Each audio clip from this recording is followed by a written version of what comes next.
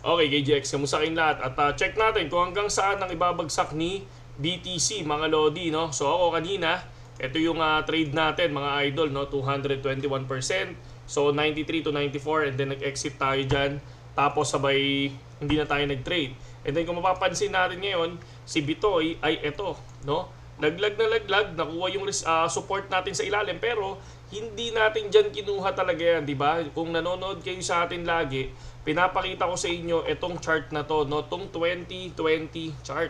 So kung mapapansin nyo, sabi ko, laki naman ng nilipad. Kumbaga parang yung laki ng nilipad ngayon sa November pa lang is parang lumipad, parang ang kinuha niyang profit that time is January na ng 2021. So kung papansin nyo, 1, 2, 3, 4, itong January na to, no? Kung titingnan natin, ang inangat ni BTC from 66 to 99. Di ba? Ang laki nung inangat niya, mga idol, no? From 66 to 99, mga Lodi. Halos nasa, ilan ba? 33? Parang ganun ba? So 32, 33, parang ganyan. Kung mapapansin nyo, parang ito siya, itong area na to, na biglang lumipad, tapos sabay biglang nag-drop. Iyan, yan, no? Yung parang area na to, lumipad, and then nag-drop, no? After ng parang pagpasok ng December, no, parang baliktad, baka ito yung sundin niya, baka lumipad ng super taas ulit, tapos biglang bumaba. Parang siguro aabutin niya yung 100k, parang ganyan. So tingnan natin na hindi naman to sure ball, di ba? Tulad ng sinabi ko sa inyo, 2020 is ano din to, kumbaga parang election din to, no? Tapos ang laki din ng inangat niya, mga idol. Kung titingnan nyo, halos nasa 58, tapos ito 11. So 11,000 USDT to 58. So kung titingnan nyo, sabihin mo ng 10, mga 48 or 49,000 USDT ang nilipad, mga idol. And then pagdating dito sa area na to, possible bumagsak. Ito, tong area na to, tingnan natin. So 41, sabihin natin 42 to 33. So parang nasa 9,000 USDT ang binagsak ni BTC that time. So ito, kung titingnan nyo from 99 to 92, possible yung 90, possible lang naglalaro siguro sa 88 to 90. So ayan, safe ka na siguro mag-long sa 90, parang ganyan, tapos low leverage ka lang. So yun yung nakikita natin dito, mga idol, di ba?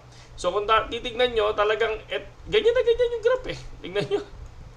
Sabi ko nga, hindi sumusunod sa hindi sumusunod. Pero kung mapapansin nyo, ginagaya niya ay kumbaga parang nagra-rhyme siya, di ba? So ito siya, tong area na to. So from 59, 58 to 99, 99.5, di ba? Parang ganun din siya. Tapos ngayon parang diyan magkakasimula. Ayan, tingnan nyo, parang nag-i-start siya ng drop. I think ang mga i-drop nito, ayan, mga 89 or pwede pa nga sumagad dyan, di ba? So I think 89. So tingnan natin kung ano yung magiging pattern natin dito sa 4 hours time frame. Kasi kung titingnan natin dito, ito din yung mga lagi kong sinasabi, mga lods, na kapag ka kunyari nagkaroon ng start ng dropping, ito, tong area na to, ito yung magiging resistance ko, si 98.1. Diyan nagsimula yung drop. Pag-usapan lang natin to para at least lang. Alam nyo kung saan ako kumukuha ng mga pinapasok ko. Tong area na yan. Yan. So tinatandaan ko yung area na to. Tong area, I think siguro yan. Hindi. Yan, yung area na yan. Tapos kung mapapansin nyo, pwede din akong kumuha dito sa area na to. So tinatandaan ko lang kung anong nangyayari. So ito, binalikan niya. So kung titingnan nyo, itong area na to, binalikan nito. So possible, ang babalikan niya, pangatlong attempt, no? Pangatlong attempt.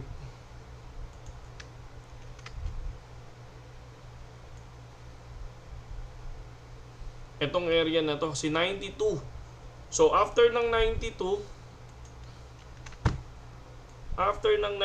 I think itong area na to. Or, ito, si 88. Oh, di ba? Sabi ko sa inyo, parang di ba 88 yung natin kanina, parang nasa 88, no? Yung possible na ibaba niya, no? Possible lang naman yun, no? Sabi natin 88 to 90. So, nasa inyo pa rin yan. Kumbaga sabi ko nga sa inyo, try nyo rin mag-analyze, mga idol, di ba? So, sa akin, ayan lang. So, kung lumipad, syempre ako, kung lumipad, masaya ako. Bakit? Kasi, syempre, may ETH ako eh. Di ba? Meron tayong ETH na kung saan na gusto natin lumipad, di ba? Ilan na ba yung ETH ngayon? Grabe nga ETH eh. Di ba? Bumagsak from ETH. Ayan o. 325, 324. From ano yan ha? 3.5, 3.520 to 3.24. So, ang laki. Halos 200 USDT ang nilaglag, di ba? So, tingnan natin kung anong possible na mangyayari.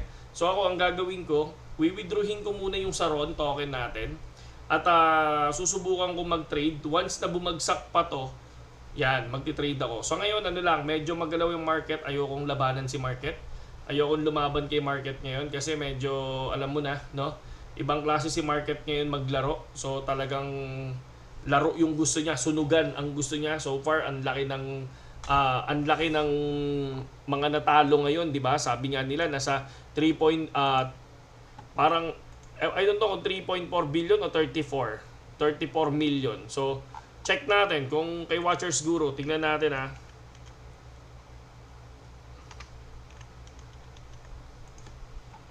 Kung meron siyang balita. So, yun lang yun ha. Yun lang yun sa akin mga idol, no? Kaya sabi ko sa inyo, chill lang ako. Chill lang ako, mga sons. Kaya nga sabi ko nga sa inyo, basta lagi nyo tandaan, ang i-invest nyo ay yung kaya nyo mawala. Dahil kapag hindi nyo kaya mawala, yan, nakaw, Diyos ko po.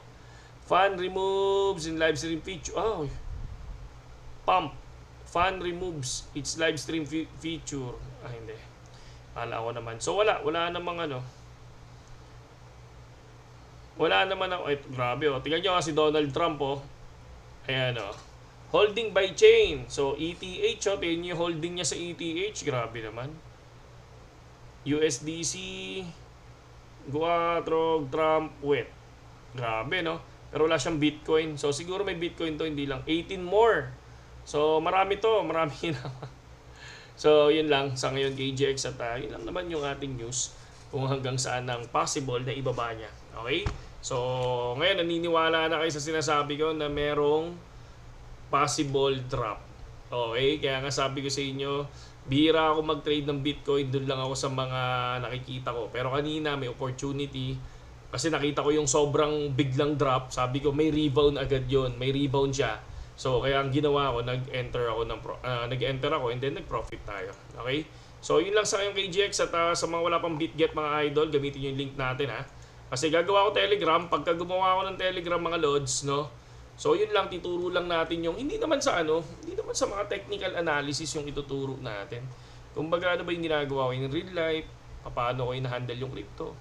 So tapos syempre yung mga nakikita kong mga, kasi sa totoo lang, mga idol, no? Ganito lang naman ako mag-check yo. Nagtitingin ako ng mga yan, katulad niya, regla, no? Tapos naghahanap ako minsan ng sobrang laki ng dinrap. Kunyari, for example, ganda yung sample. 16, si Peanut. Ayan, laki ni Peanut oh. So si Peanut, kung mapapansin nyo, pwede tayong subok lang. Parang nag-check lang ako kung ano yung possible na makuha ko dun sa graphings. Ayan, okay naman. Then, angat lang natin to.